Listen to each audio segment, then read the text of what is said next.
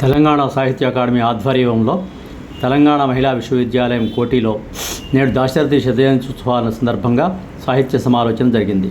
దాశరథి పద్య కవిత్వంపై డాక్టర్ సంగనభట్ల నర్సయ్య గారు ప్రధానోపన్యాసం చేశారు. యూనివర్సిటీ తెలుగు డిపార్ట్మెంటు, సాహిత్య అకాడమీ అధికారులు, కళాశాల విద్యార్థినులు పాల్గొన్నారు.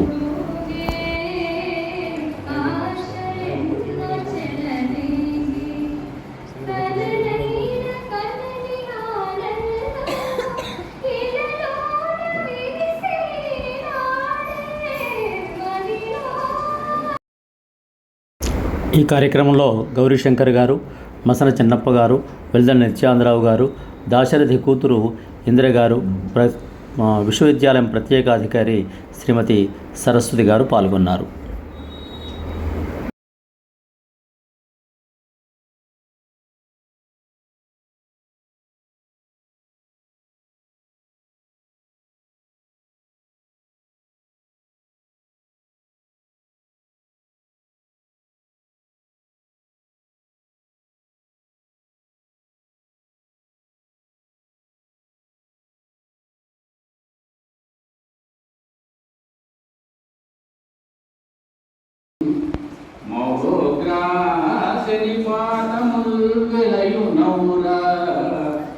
మహేశుని కంటిలో సుధారాశి తరంగముల్గడు హలాహల క్రీడలో సుధారాశి తరంగముల్గడు హలాహల క్రీడలు పొంగినట్లు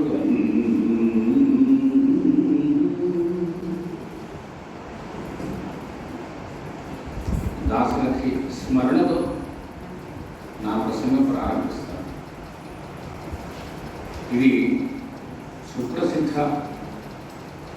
మహాకవి నారాయణ రెడ్డి గారు ఒకవేళ పద్యకవిగా నిలిస్తే అనేకమైన గొప్ప పద్యాలు రాసేవాడు అనడానికి సాక్షి.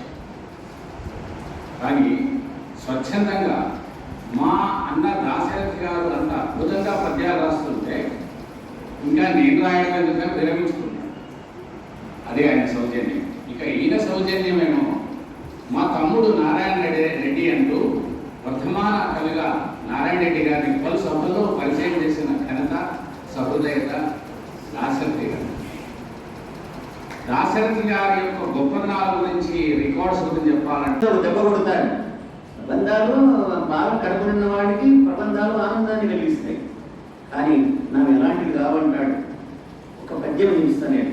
ఆకులు రాలిపోయి జసలన్నిట చీరలు దారిపోయి అగ్నికృతయై మహాప్రకృతి నేలకు మోమును వాల్చే దుష్టవాతాకులమై శరీరము హృదంతరమంతయు బిడ్డలెత్తే బాలా కటిపోకముళ్ళు